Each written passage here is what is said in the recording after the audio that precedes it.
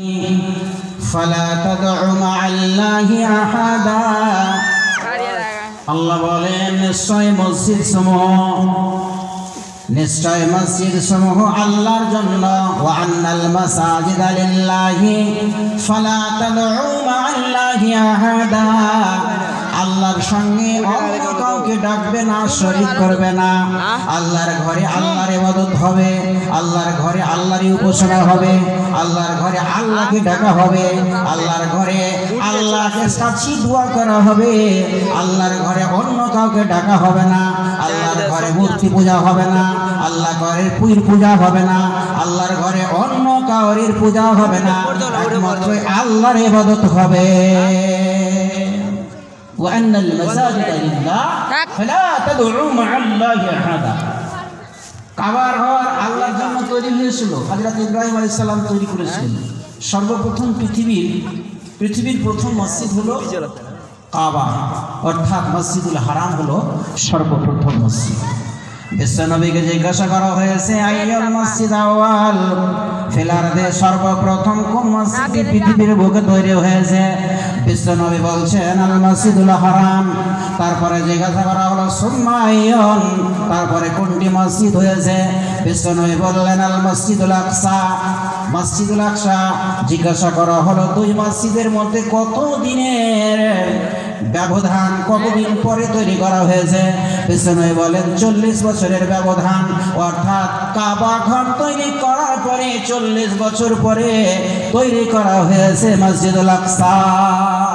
তবে পৃথিবীর প্রথম মসজিদ হলো মসজিদুল হারাম, অর্থাৎ এই বাইতুল্লাহ যেখানে আমরা হজ করতে যাই, এই ঘর হলো পৃথিবীর প্রথম ঘর। ইন্না আউওয়ালা বাইতিন উযিয়া লিল্লাযী বিবাক্কাতা, কোরআনে এসেছে সর্বপ্রথম যে ঘরটি রাখা হয়েছে সেই মক্কাতে, সেটা হলো কি? মসজিদুল হারাম। এটাই হলো পৃথিবীর প্রথম ঘর। পৃথিবীর প্রথম ঘর হযরত আদম আলাইহিস সালাম, ঐতিহাসিকরা প্রমাণ করছেন হযরত আদম আলাইহিস সালামও তৈরি করেছিলেন। তারপরে নূহ আলাইহিস সালামের প্লাবনে ভেঙে খান হয়েছিল হযরত ইব্রাহিম আলাইহিস সালাম। তারপরে ওই জায়গাটি, অর্থাৎ যে জায়গাতে কাবার চিহ্ন ছিল, ওই জায়গাটা উঁচু হয়েছিল, ওই জায়গাতে হযরত ইব্রাহিম এবং হযরত ইসমাইল আলাইহিস সালাম দুজন মিলে কাবার ঘর তৈরি করেছিল। বুঝতে পারলেন? তাহলে এই সর্বপ্রথম ঘর। পৃথিবীর বুকে 3টি মসজিদ সবচেয়ে সম্মানিত মসজিদ। পৃথিবীর বুকে 3টি মসজিদের জন্য নেকি বেশি পাবো বলে সফর করা যাবে। আপনি পৃথিবীর যে কোনো জায়গায় সফর করতে পারেন, ভ্রমণ করতে পারেন, মানা নাই। আপনি কলকাতা যাবেন, দিল্লি যাবেন, বোম্বাই যাবেন, বড় বড় মসজিদ দেখবেন, কিন্তু ওখানে বেশি নেকি পাবো বলে সফর করতে মানা করছেন। রাসূলুল্লাহ সাল্লাল্লাহু আলাইহি ওয়াসাল্লাম বলছেন 1 লাখ সালাতের চাইতো তার আফজাল মসজিদে নববীতে যারা নামাজ পড়বে, অর্থাৎ নবী মুহাম্মদুর রাসূলুল্লাহ সাল্লাল্লাহু আলাইহি ওয়াসাল্লামের মসজিদে যারা নামাজ পড়বে, তার নামাজের অন্য মসজিদ থেকে 1000 গুণ বেশি নাকি পাওয়া যাবে মসজিদুল হারাম ছাড়া। আর যারা বাইতুল মাকদিসে নামাজ পড়বে 500 গুণ বেশি ফজিলত অন্য মসজিদ ছাড়া। তাহলে সর্বপ্রথম যেই মসজিদের নাকি সেটা হলো মসজিদুল হারাম, দ্বিতীয়তে মসজিদে নববী, তৃতীয়তে হচ্ছে মসজিদুল আকসা। সহিহ হাদিস, এটা কেউ উল্টা পাল্টা বলে যে মসজিদুল আকসাতে 50,000 গুণ। হাদিস জয়ীফ, ওটা হাদিস জয়ীফ। বুঝতে পারলেন? সহিহ হলো মসজিদুল হারামে 1 লাখ গুণ বেশি, তার থেকে আফজাল বলা হয়েছে। এবং মসজিদে নববীতে 1000, অন্য মসজিদের চাইতে 1000 গুণ বেশি নাকি। আর মসজিদুল আকসাতে 500 গুণ বেশি। বুঝতে পারলেন? এবার গ্রামগঞ্জে যত মসজিদ আছে, সেই মসজিদগুলো যদি নামাজ পড়া হয়, গ্রামগঞ্জে সেই মসজিদে আপনার জামে মসজিদ হোক আর ওয়াক্তিয়া মসজিদ হোক, যেখানে জামাত হয়, জামাত বদ্ধ হয়ে নামাজ পড়া হয়, তো বিশ্বনবী মুহাম্মদুর রাসূলুল্লাহ সাল্লাল্লাহু আলাইহি ওয়াসাল্লাম বলেছেন যে জামাতে যারা নামাজ পড়ে মসজিদে, বাড়ির নামাজ পড়া থেকে বা দোকানপাটে নামাজ পড়া থেকে 27 গুণ বেশি নেকি পায় বা 25 গুণ বেশি নেকি পায়। সহিহ হাদিস দ্বারা প্রমাণিত। বাড়িতে নামাজ পড়লেন, একা নামাজ পড়লেন, দোকানপাটে নামাজ পড়লেন, আর মসজিদে নামাজ পড়বেন, 27 গুণ বেশি নেকি পাবেন। যাও, আমি ওই আয়াতের তরজমা বলছিলাম ওয়া আন্নাল মাসাজিদা লিল্লাহ ফালা তাদউ মা'আল্লাহি আহাদা। নিশ্চয় মসজিদ সমূহ আল্লাহর জন্য, ফালা তাদউ মা'আল্লাহি আহাদা, আল্লাহর সাথে অন্য কাউকে ডাকবে না। মানে আল্লাহকেই ডাকবে, আল্লাহ ছাড়া অন্য কাউকে ডাকবে না। আল্লাহর ঘরে আল্লাহরই ইবাদত হবে। আল্লাহর ঘরে বকরি হারা, কার বকরি হারিয়ে গেছে ওটা এলান চলবে না। কার ছেলে হারিয়ে গেছে, আমার ছেলেটা হারিয়ে গেছে তাই মাংস এলান করবে না, খবরদার, এটা রাসূল মানা করেছে। আমরা কি চাই না আপনার ছেলের প্রতি আমার মায়া নাই, আর আপনার ছাগলের প্রতি আমার মায়া নাই, আমার দিলে দয়া নাই, মায়া নাই? রাসূলুল্লাহ সাল্লাল্লাহু আলাইহি সাল্লামের হাদিসে এসেছে যে হারিয়ে যাওয়া জিনিস যদি মসজিদে এলান করে তাকে আরো উল্টা দোয়া দাও, লা রাদ্দাল্লাহু আলাইক, তোমাকে যেন আল্লাহ ফিরিয়ে না দেয়, মানে বদদুয়া দাও, উল্টা দেওয়া দাও। বুঝতে পারলেন? তাহলে মসজিদ এই ছেলে হারিয়ে যাওয়ার এলানের জন্য মসজিদ তৈরি করা হয় না। আর আপনার বকরি হারিয়ে গেছে, ছাগল হারিয়ে গেছে, কার মেয়ে হারিয়ে গেছে, এই এলানটা করার জন্য মসজিদ নয়। এখানে কোরআন পাঠ করা হবে, এখানে শিক্ষা অর্জন করা হবে, এখানে বিচার করা হবে, এখানে সুন্দর আলোচনা করা হবে, আল্লাহর হকের আলোচনা হবে, কোরআন হাদিসের পাঠ হবে, আল্লাহর জিকির হবে, নামাজ হবে, এজন্যই মসজিদ। আল্লাহ বলছেন ওয়া আন্নাল মাসাজিদা লিল্লাহ ফালা তাদউ মা'আল্লাহি আহাদা। তাহলে এই মসজিদে ছাগল হারার এলান করবেন না, কখনোই করবেন না, কোশ্চিন কালেও করবেন না। ছাগল হারার এলান চলবে না, ছেলে হারার এলান চলবে না। দরকার পড়লে আপনি মাইক ভাড়া করে গ্রামে গ্রামে বলেন, টোটো তো মেলায় হেসে অনেক হেসে 100 টাকা ভাড়া দিয়ে 100 টাকা ভাড়া দিয়ে আপনি গ্রাম গ্রাম এলান করেন, কিন্তু আল্লাহর মসজিদে ছাগল হারার এলান চলবে না। আল্লাহর মসজিদে আপনার ছেলে হারার এলান চলবে না। বুঝতে পারলেন? এগুলো করবেন না, এগুলো ভুল করছি। আমাদের সমাজের মধ্যে অনেকগুলো ভুল আছে, এই ভুলগুলোকে আমাদেরকে সংশোধন করতে হবে। আর ইমাম সাহেবকে আপনি বাধ্য করবেন না যে এলানটা করতে হবে, আমার ছেলে আমার আমি মসজিদের মালিক আর আমার এলানটা করবেন না, এটা কখনই বলবেন না। আপনি মসজিদের ইমাম হন, আপনি মসজিদের সেক্রেটারি হন, সভাপতি হন, মান্যগণ্য লোক হন, আপনি প্রধান হন, আপনি গ্রামের মেম্বার হন, আপনার ছেলে হারাচ্ছে ভালো কথা, হারিয়ে গেছে, এজন্য আপনি অন্য প্রসেস নিন। আপনি কি করেন? আপনি মোবাইলের মাধ্যমে আপনি ফেসবুকে যান, মোবাইলে এলান করেন, অন্য মাধ্যম আপনি অবলম্বন করেন, কিন্তু আল্লাহর মসজিদের কে আপনি এলান করবেন না। বুঝলেন? তাহলে এগুলো ভুল অবশ্যই আমরা যেন না করি। এবার শুনুন, আমি দ্বিতীয় আয়াত যেটি পাঠ করেছি সূরা তাওবা থেকে, ওই আয়াতের আমি তরজমা ব্যাখ্যা করতে চাই।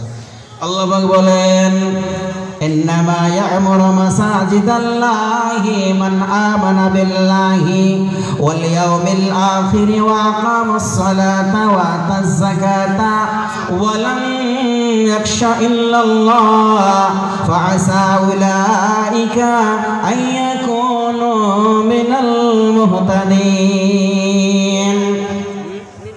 আল্লাহ পাক পবিত্র কোরআনে ঘোষণা করেন, ইন্নামা ইয়া'মুরু মাসাজিদাল্লাহ, একমাত্র আল্লাহর মসজিদ আবাদ করে যারা আল্লাহর প্রতি, আখিরাতের দিনের প্রতি ঈমান রাখে, সালাত কায়েম করে, যাকাত দেয়, আল্লাহ ছাড়া কাউকে ভয় করে না, আশা করা যায় তারা আমার রবের পক্ষ থেকে এরা হিদায়াত প্রাপ্ত। তাহলে কয়েকটা গুণের কথা বলা হলো এখানে। আল্লাহর মসজিদ মূলত কে আবাদ করে? আমরা তো মনে করি আমরাই আমার মসজিদের আবাদকারী, আমরা তো মনে করি আমরাই মসজিদের নির্মাণকারী, মসজিদের ইবাদতকারী। আমি সত্যিকারে যদি আল্লাহর আবেদ হয়, সত্যিকারে যদি আল্লাহর মসজিদের নির্মাণকারী হয়, বা সত্যিকারে আল্লাহর মসজিদের আবাদকারী হয়, তবে তার মধ্যে কয়েকটা গুণ থাকবে। এক নম্বর গুণ হলো আল্লাহর প্রতি তার যেন ঈমান থাকে, আল্লাহ এক, অদ্বিতীয় বলে ঈমান থাকে, আইনদাতা রুজিদাতা আল্লাহকে মেনে নেয়, সব কিছুর মালিক আল্লাহ এভাবে মেনে নেয়, আল্লাহর ইবাদত ছাড়া অন্য কাউর ইবাদত করতেও হবে না, এই বলে আপনার বিশ্বাস যেন থাকে। অর্থাৎ আল্লাহকে মানার মানে শুধুমাত্র এটা নয় আমানতু বিল্লাহ, আমি আল্লাহকে মানলাম, এটা কথা যথেষ্ট নয়। আল্লাহকে মানার তিনটা রূপ। একটা হলো আল্লাহকে খালেক বলে মেনে নেওয়া, আল্লাহকে সৃষ্টি সৃষ্টিকর্তা বলে মেনে নেওয়া, আল্লাহকে পালনকর্তা বলে মেনে নেওয়া। দ্বিতীয় রূপ হলো আল্লাহ ইবাদতের একমাত্রই যোগ্য, অন্য কেউ যোগ্য নয় বলে মেনে নেওয়া। তৃতীয় নম্বর হলো একমাত্র আইনদাতা হিসাবে আল্লাহ, আল্লাহ ছাড়া কেউ নয়, এটা আপনারা দিলে মনোপ্রাণে থাকবে। তাহলে প্রথম নম্বর শর্ত হলো, অর্থাৎ মসজিদ আবাদকারীদের প্রথম নম্বর কাজ হবে আল্লাহকে যথাযথভাবে মেনে নেওয়া, আল্লাহকে বিশ্বাস করা, আল্লাহকে যেভাবে বিশ্বাস করার সেভাবে বিশ্বাস করার, শুধুমাত্র এই মুখে নয়, আমানতু বিল্লাহ, আল্লাহ বলতে মানি, খালি মেনে যদি হাল মুখ দিয়ে না, সব কিছুর মালিক আল্লাহ, সৃষ্টিকর্তা আল্লাহ। আরবের মানুষেরা তাদের মধ্যে তাওহীদের রুবুবিয়ত ছিল, অর্থাৎ রব মালিক খালেক হিসাবে মক্কার মুশরিকরা মানত, কিন্তু একমাত্রই আল্লাহরই ইবাদত করতে হবে, আল্লাহ ছাড়া কোনো ইলাহ নাই, মাবুদ নাই, ইবাদতের যোগ্য কেউ নাই, এটা মানতেন না, এটা কেউ মানত না।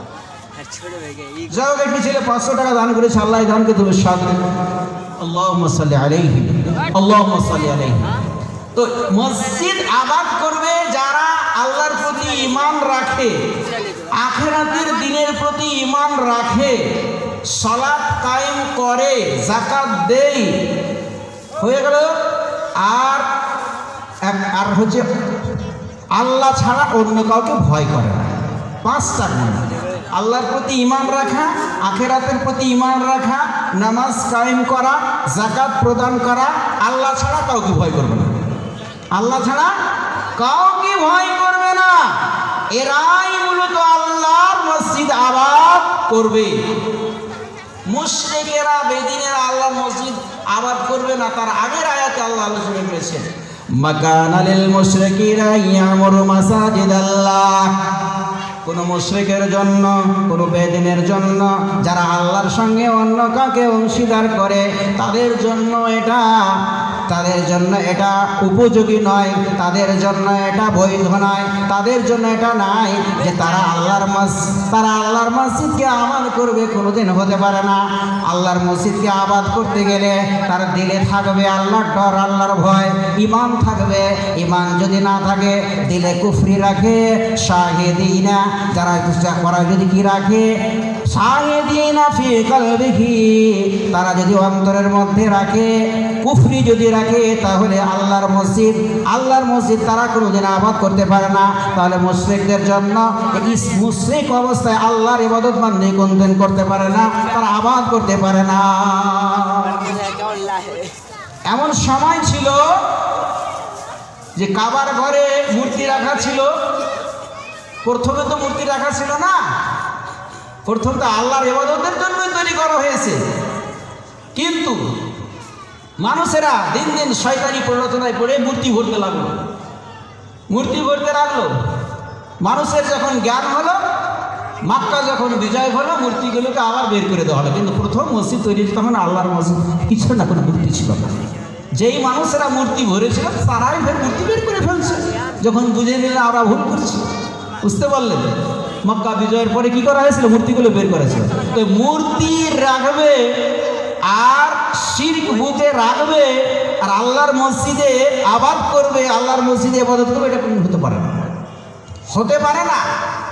নবম হিজরিতে যখন হজ ফরজ হলো আল্লাহর পক্ষ থেকে, তখন বিশ্বনবী সাল্লাল্লাহু আলাইহি ওয়াসাল্লাম আবু বকরকে পাঠিয়েছিলেন যে, আবু বকর তুমি হজ করতে যাও আর কয়েকটা এলান করে দিবি। এলান কি? আজকের পর থেকে কোনো মুশরিক বেদিন এই কাবা ঘরের চত্বরে আসতে পাবে না। এই শিরক বুকে নিয়ে, কুফরি বুকে নিয়ে কাবা ঘরের মধ্যে প্রবেশ করা নিষিদ্ধ। যতদিন মুসলমানদের আইন থাকবে, কাবার ঘরে কোনো মুশরিক, কোনো কাফের প্রবেশ করবে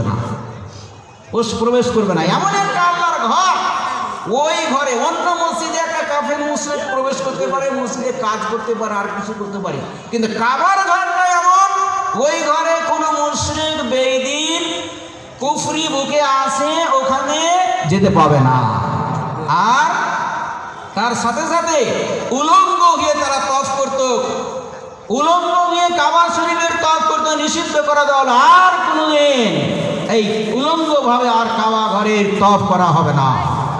এটা এলান করে দিলেন বিশ্বনবী সাল্লাল্লাহু আলাইহি সাল্লাম, জানিয়ে দিলেন আবু বকরকে, হযরত আবু বকর সিদ্দিক রাদিয়াল্লাহু তাআলা আনহু, যে রাসূলুল্লাহ সাল্লাল্লাহু আলাইহি সাল্লামের এই বাণীকে জানিয়ে দিলেন আর বলে দিলেন আর মুশরিকদের হজ করা হবে না, মুশরিকরা কাবার ঘরে প্রবেশ করতে পারবে না, উলঙ্গ হয়ে তারা তওয়াফ করতে পারবে না, তওয়াফ করতে পারবে না। বুঝলেন? কয়েকটা কথা বললেন। তাহলে মসজিদ তৈরি করতে গেলে ঈমানটাকে মজবুত করে প্রথমে ঈমানটা বুকে নিয়ে আসেন। ঈমান থাকলে ঠিক আছে, ঈমান না থাকলে কিছুই না। আপনার যদি সালাত অন্তরে না থাকে যে আমি সালাত পড়বো, তাহলে মসজিদ বানিয়ে কাজ হবে না।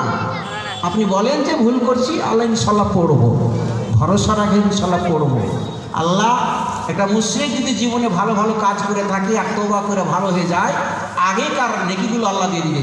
আসলামতা আলা মা আসলাফতা, এরকম হাদিসে এসেছে। হাকিম বিন হিজাম নামক একজন আল্লাহ রাসূলের বিশিষ্ট সাহাবী, হাকিম বিন হিজাম নামক একজন বিশিষ্ট সাহাবী জাহেলি যুগে অর্থাৎ অজ্ঞতার যুগে ইসলাম কবুল করার আগে 100টি গোলাম আজাদ করেছিলেন এবং অনেকগুলো উট দান করেছিলেন জাহেলি যুগে। বিশ্বনবীকে বলেন, ওগো আল্লাহর নবী, আমি ইসলাম কবুল করার পূর্বে ভালো ভালো কাজ করেছিলাম, একটি নয় দুটি নয় 100টি দাসকে আমি মুক্তি করেছিলাম এবং 100 উট আমি দান করেছিলাম কুফরি অবস্থায়। ওই নেকিগুলো আমি পাবো কিনা ইসলাম কবুল করার পরে? আগেকার নেকিগুলো অ্যাড হবে কিনা? আমি ইসলাম কবুল করেছি, নামাজ পড়ি, রোজা করি, হজ করি, যাকাত দিই, জাতি দিই, কিন্তু আগের যুগে যে অনেকগুলো ভালো ভালো কাজ করেছি, ওই নেকিগুলো পাবো কিনা বলে? বিশ্বনবী মুহাম্মদুর রাসূলুল্লাহ সাল্লাল্লাহু আলাইহি সাল্লাম বললেন, আসলামতা আলা মা আসলাফতা, পূর্বে ভালোর উপরে তুমি ইসলাম কবুল করেছো, অর্থাৎ তুমি যা কাজ করেছো পূর্বে জাহেলি যুগে যে ভালো ভালো কাজগুলো করেছো, ওই কাজগুলোকে ইসলাম কবুল করার পরে তোমাকে অ্যাড করে দেওয়া হবে। আমি বলছি আমার মুসলমান ভাইয়েরা, দুনিয়াতে ভালো ভালো কাজ করেছেন, দান করেন, সাদকা করেন, মায়ের সেবা করেন, সব কিছু করেন, কিন্তু আপনি তওবা করে যতক্ষণ পর্যন্ত সালাত কায়েম না করবেন, তওবা করে যতক্ষণ পর্যন্ত আল্লাহর মসজিদে যোগদান না করবেন, তওবা করে যতদিন পর্যন্ত আপনি পাক্কা নামাজি না হবেন, ততদিন ওই আমলগুলো আল্লাহর কাছে গণনা করা হবে না, হিসাব না হবে না। কারণ বিশ্বনবী বলেন, আউয়ালু মা ইউহাসাবু বিহিল আবদু ইয়াউমাল কিয়ামাতি আনিস সালাহ, সর্বপ্রথম কিয়ামতের দিন যেই হিসাব হবে সেটা হলো সালাত সম্পর্কে, নামাজ সম্পর্কে। আপনার মসজিদ তৈরি করেছেন কিনা এটা বলবে না, আপনি নামাজ পড়েছেন কিনা এটা বলবে। আপনি মসজিদ তৈরি করেছেন, হয়তো নামাজ পড়ার আগে ভালো কাজ করেছেন, কিন্তু আপনার আমলগুলো ঝুলন্ত যেমন থাকে ঝুলন্ত রয়েছে। যখন আপনি নামাজ কায়েম করবেন, সুন্দরভাবে যখন তওবা করে নামাজ পড়তে লাগবেন, আল্লাহর মসজিদকে আবাদ করতে লাগবেন, আল্লাহর মসজিদে যোগদান করবেন, আল্লাহর মসজিদে যে আল্লাহকে ডাকবেন, আর জীবনের পাপ রাশি যেই পাপগুলো করেছেন বলবেন, আল্লাহ আমি ভুল করেছি, আমার নামাজ ফরজ হয়েছিল 10 বছর বয়সে, সেই দিন থেকে কত নামাজ আমার ছুটে গেছে, আমি পড়তে পারিনি, আমি বুঝিনি, আমি গান বাজনাতে ছিলাম, আমি তাসের আড্ডায় ছিলাম, জোয়ার আড্ডায় ছিলাম, আমি ক্যারাম বোর্ড খেলছিলাম, নাচ গান করছিলাম, ড্যান্স করছিলাম, অনেক জায়গাতে আমার সময়টাকে নষ্ট করেছি। আল্লাহ আমি ভুল করেছি, আমি তওবা করেছি, আমি আর এই করব না। এইভাবে যদি আপনি খালেস দিলে তওবা করে মসজিদ মধ্যে হয়ে যান, নামাজ পড়তে লাগেন, তবে আপনার জীবনের সব নেকি আল্লাহ দিয়ে দেবে। কিন্তু নামাজ না পড়ে না, নামাজ পড়তে হবে, বুঝলেন? আপনি নেকির কাজ করছেন ভালো কথা, কিন্তু যতক্ষণ পর্যন্ত আপনি নামাজি না হবেন, আপনার আমলগুলো পেন্ডিংয়ে রাখা হবে, পেন্ডিংয়ে রাখা হবে। যখন আপনি নামাজ পড়বেন, তখন ইনশাআল্লাহ আল্লাহ আপনাকে দিবে, আল্লাহ আরহামুর রাহিমিন। যেমন হাকিম বিন হিজামকে বিশ্বনবী মুহাম্মদুর রাসূলুল্লাহ সাল্লাল্লাহু আলাইহি ওয়াসাল্লাম বলেছিলেন যে পূর্বের কল্যাণকর আমলের উপরে তুমি ইসলাম কবুল করেছো, পূর্বে যেই কল্যাণকর কাজগুলো করেছো, ওই কল্যাণকর কাজগুলো তোমাকে দেওয়া হবে, অর্থাৎ ওই নেকিগুলো দেওয়া হবে, কিন্তু সালাত করতে হবে। সালাত না পড়ে নাজাত পাবো, এটা কথা বলি। ভালো ভালো মুসলমান, ভালো ভালো মুসলমান, জ্ঞানী গুণী মুসলমান, বুদ্ধিজীবী মুসলমান, বিচারক, প্রধান, মেম্বার, এমপি, বড় বড় মানুষকে কিয়ামতের দিন জাহান্নামে ভরবেন। মুসলমানকে জাহান্নামে ভরবেন, মুসলমানকে জাহান্নামে ভরবেন।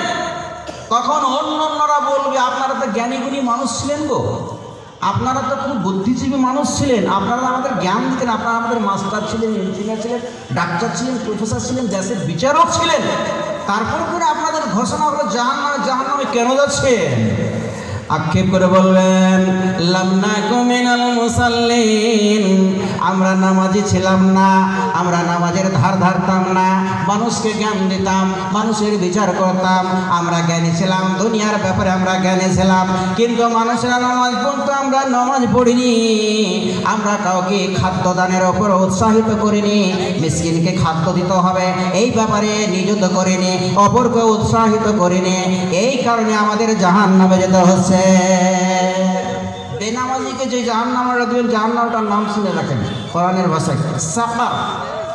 বেনামাজি যারা নামাজ পড়ে না, মসজিদ তৈরি করে নামাজ পড়ে না, ওই জাহান্নামটার নাম হলো সাকার, সিন বেড়ি কাফরা।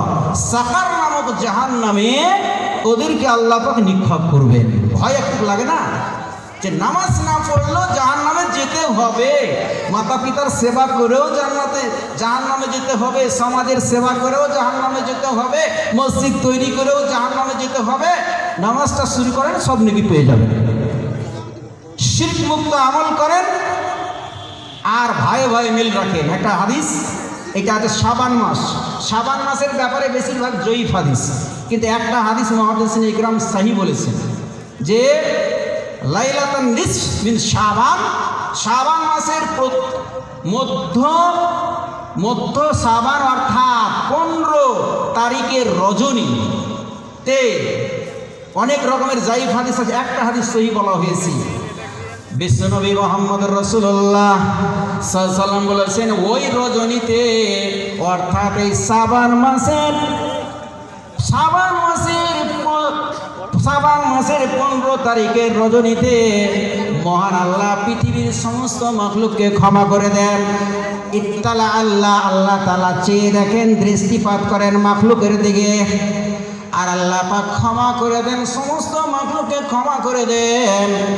দেখেন, চেয়ে দেখেন বান্দাদের দিকে, চেয়ে দেখেন জিন ইনসানের দিকে, এরা কি করেছে এটা চেয়ে দেখেন, আর চেয়ে দেখে এদের ক্ষমা করে দেন। কিন্তু 2 শ্রেণীর মানুষকে আল্লাহ ক্ষমা করবে না, যাদের অন্তরে শিরক থাকবে অর্থাৎ মুশরিককে আল্লাহ ক্ষমা করবে না, আর একজন হলো মুশাহিন, আপসের মধ্যে বিদ্বেষ পোষণকারী, আপসের মধ্যে হাসাদ হিংসাকারী, ভাই ভাই হিংসা রেখেছে, ভাই ভাই মিল রাখেনি, নিজের জাতির লোকের সাথে মিল রাখেনি, প্রতিবেশীর সাথে মিল রাখেনি, ভাইয়ের সাথে মিল রাখেনি, যাদের মিল মিলাপ নাই, যারা আপসের মধ্যে হাসাদ করে, হিংসা করে, ওই ব্যক্তিকে ক্ষমা করা হবে না।